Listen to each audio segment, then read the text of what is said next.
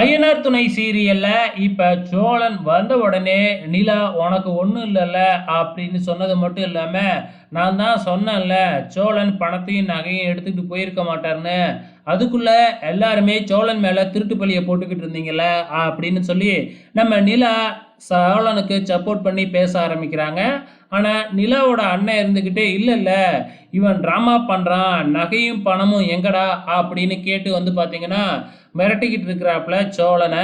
ஆனா மனோகரனுக்கு ஓரளவு புரிஞ்சிடுச்சு, ஏதோ தப்பிச்சு வந்துட்டான். இப்ப நம்ம வந்து இப்படி பணத்தையும் நகையும் கேட்டோம் அப்படின்னா நம்ம மேல சந்தேகம் வர்றதுக்கு கூட வாய்ப்பு இருக்கு அப்படின்னு சொல்லிட்டு நம்ம நிலாவோட அண்ணனை கூப்பிட்டு கொஞ்சம் அமைதியா இரு அப்படிங்கிற மாதிரி சொல்லிக்கிட்டு இருக்கிறாப்புல.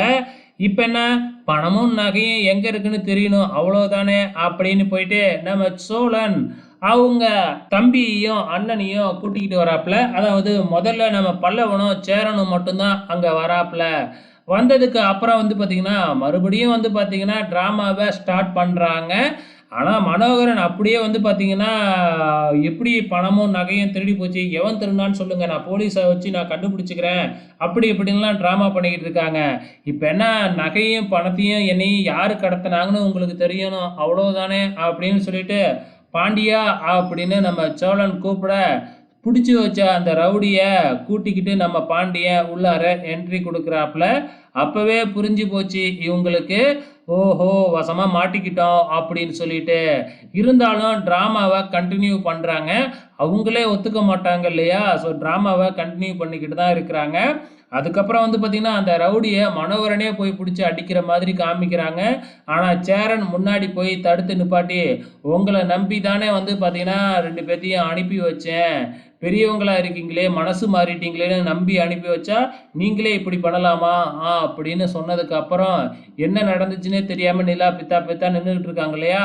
நம்ம பல்லவன் தான் நடந்த எல்லா விஷயத்தையுமே எடுத்து சொல்றாப்ல, இது எல்லாத்தையும் பண்ண சொன்னதே உங்க அப்பா தான் அப்படின்னு சொல்லிட்டு.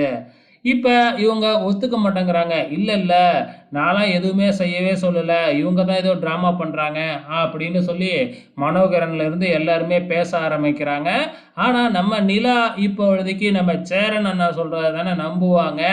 ஸோ சேரன் சொல்றத தான் நம்புறாங்க. இதுக்கெல்லாம் ஆதாரம் இல்ல இருக்கா அப்படின்னு கேட்கும் பொழுது, அந்த ரவுடியே கூட்டிட்டு வந்து சாட்சி சொல்ல வைக்கிறாங்க. அந்த ரவுடியும் மனோகரன் தான் செய்ய சொன்னாப்புல அப்படிங்கிற விஷயத்தையும் சொல்லிடுறாப்புல. இதுக்கப்புறம் என்ன, இதுக்கப்புறம் உங்களுக்கும் எனக்கும் எந்த சம்மந்தமுமே இல்லை அப்படின்னு நம்ம நிலா மூட்டை முடிச்செல்லாம் கட்டிக்கிட்டு நம்ம பிரதர்ஸோட கிளம்பிட்டாங்க. இனி என்ன நடக்க போகுது அப்படிங்கிறத பொறுத்திருந்து பார்க்கலாம்.